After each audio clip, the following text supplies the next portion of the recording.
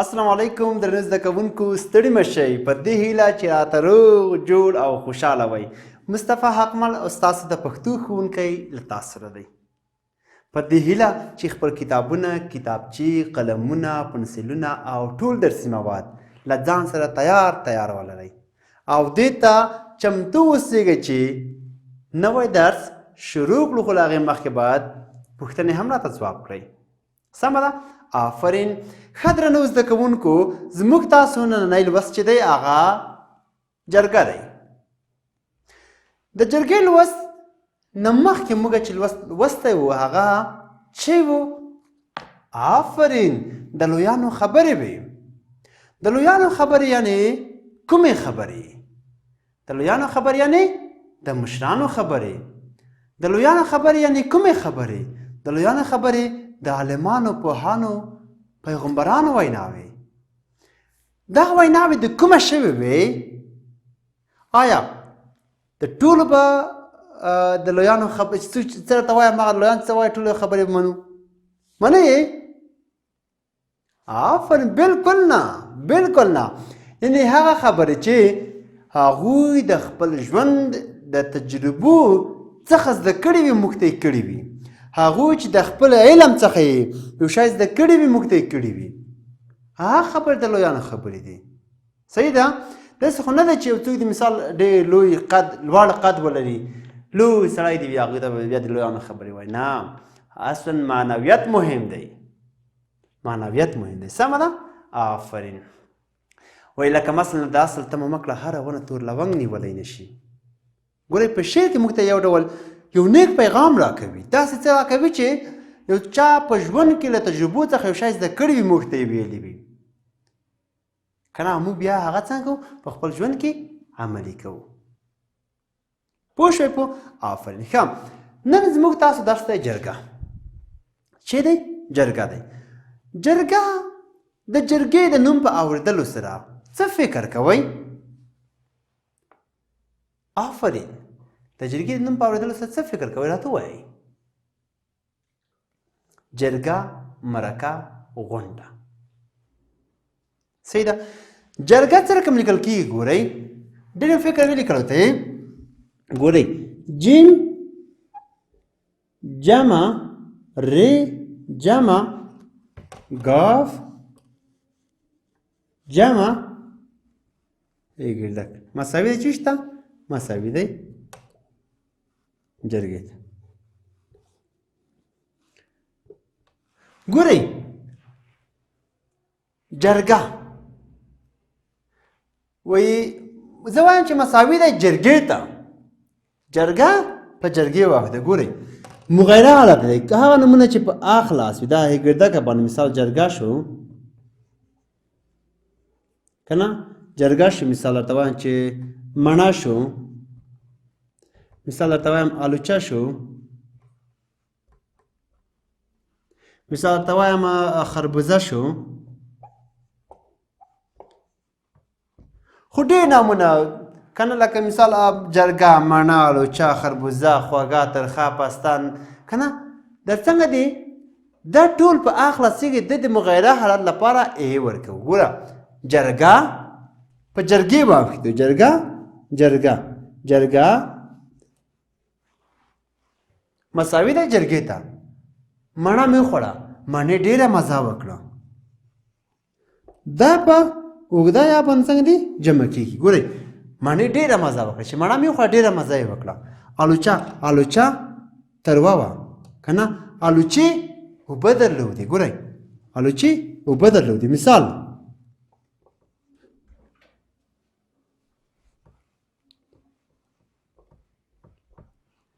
خربوزه، خربوزې، خربوزه په خربوزې راوړي که نه؟ خربوزې ډېره مزه وکړه.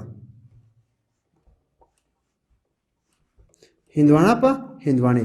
یعنې هغه نومونه چې په آ خلاص وي په ای باندې مغیره حالت اوړي او جمع یې هم په ای کېږي. صحیح ده؟ خو خیر هغه درس دلته نه دی، هدف دلته نه دی. موږ داسې باید لږ لږ پوه شو. سمه ده؟ آفرین. ښه، وروسته له هغې څخه د جرګې د نوم په اورېدلو سره موږ تاسو داسې څه ذهن ته راولو چې یو تصویر وي، هغلته به خلک ګډ راګډ ناست وي، د خلکو پریکړې به ورکوي، خلکو هغه کوم مشکل چې راپېښ شوی دی هغه ستونزې به له منځه ورته وړي، خلک به پخلا کوي او خپل یو کلیوالي تصویر زموږ ذهن ته راځي. دا جرګې چې دي اوس نه دی چې جرګې بس همدغه اوس شروع کېږي. دا جرګې داسې نه دی چې یوازې د کلیوالي جرګې وي. دا جرګې داسې هم نه دی چې یوازې د مشرانو جرګې یا ولسي جرګه وي. یعنې ګورئ د جرګې په اورېدلو سره موږ څومره شان ذهن ته راولو. دلته ما یو تصویر راوړی درته، تاسو ورته وګورئ. د کلي مشران سپین ږیري ګډ چاپېر ناست دي. غواړم دلته ځینې خبرې نورې درته وکړم. ګورئ جرګه د کلي مشران سپین ږیري راټولېږي چې د دوو قومونو، دوو خیلونو، دوو کلیو، دوو ولایتونو، دوو ولسوالیو یا هم د دوو هېوادونو که په غټه سطحې وښیو، که چیرې خبره سمتي سبها ته لاړه شي هغه بیا لویې پرېکړې کوي. نو دا خلک راټولېږي او هغه ستونزې چې رامنځته شوي دي د دوو قومونو، خیلونو، قبیلو، کلیو، ولسوالیو ترمنځ هغه حل کوي، هغه حل کوي او هغه له منځه وړي. صحیح ده؟ ځکه چې هغه ستونزې چې راولاړې شي هغه خو بیا ستونزې زېږوي، ډېره وړه ستونزه وي، ډېر وړ مشکل وي. په دې باندې خو له سره ارزي نه چې څوک د جنجال سره وکړي، ځکه جنجال خبر خو هغه آخري اوج خبر د سره سور ټکی دی که نه؟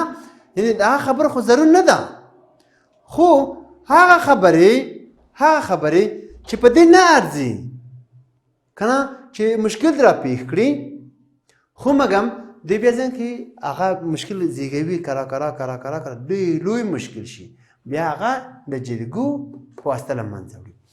تاسو به دا تصویر ته وګورئ، ګورئ ګرد چاپېر ناست دي، دایروي شکل لري. ګورئ تاسو ورته وګورئ. ولې؟ علت دا دی چې دوی ټولو ته دومره درنه سترګه کتل چې هېڅ یو دا فکر ونه کړي چې ووایي چې زه بر ناست یم او زه کوز ناست یم، فلانکی بر ناست دی، فلانکی کوز ناست دی. چې کله داسې فکر ونه کړي دوی د دایري شکل ځکه ورکوي. تر ډېره پورې جرګې چې جوړېږي دایري شکل ورکوي، ځکه چې خلک یو بل خپل ځان له نورو او نور له خپل ځانه ورته کم و زیات ښکاره نه شي. ګورئ عدالت. صحیح ده؟ دوی پرېکړې کوي، هغه پرېکړې چې کومې پرېکړې دوی وکړلې هغه پرېکړې به څنګه کوي؟ بیا دوی عملي کوي، ځکه که څوک دغه پرېکړه ونه مني د دوی بیا هغه ناغه کېږي، هغه جریمه کېږي. صحیح ده؟ خو په ځینو ځایونو کې جرګه چې ده وړه او ځینو کې بیا لویه وي. تاسو ورته وګورئ دا هم جرګې دي، مرکې دي، ناستې دي. ورته ګورئ ټول خلک دایري شکل ناست دي او دوی غواړي چې د خلکو ستونزې ورهوارې کړي. هغه ستونزې چې د کلیو ترمنځ راپېښې شوي دي چې هغه باید له منځه لاړې شي، هغه باید حل شي او هغه حل کوي او له منځه یې وړي. صحیح ده؟ دا د دوی خپل قانون او د دوی د خپل کلیوالي قانون دی. دا بل وګورئ تاسو ته معلومیږي. وینئ خلک ټول د کلي سپین ږیري مشران مخور کسان راټولېږي، جرګه جوړوي، تر څو هغه په کلي کې هغه منطقه کې راولاړه شوې ستونزه، هغه راپورته شوی مشکل له منځه یوسي، خلک په خلا کړي، د خلکو ترمنځ مینه خپره کړي، د خلکو ترمنځ اخوت او ورورولي خوره کړي. صحیح ده؟ په ځینو ځایونو کې جرګې چې دي چې هلته خلک ډېر وي او نشي کولی چې داسې لویه دوره جوړه کړي، بیا هغوی لیکه یا هم قطار هم کیني. دلته مو ورته ګورئ دا ټول جرګه مار دی. ګورئ هغه کسان چې جرګې جوړوي، جرګه مار هغه څوک چاته وایي چې هغه جرګه جوړوي. څه جوړوي؟ جرګه جوړوي. صحیح ده؟ بل موږ تاسو داسې جرګې هم ولو چې د مشرانو جرګې وي. څه جرګه ده؟ د مشرانو جرګه ده.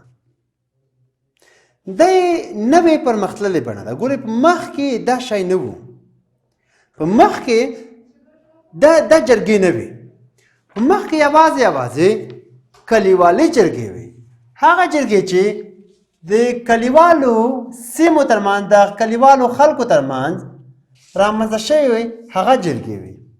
صحیح ده؟ یعنې هغه جرګې نه وي چې لکه اوس موږ تاسو د مشرانو جرګه او د ولسي جرګه او دا شیان نه وو په وخت کې.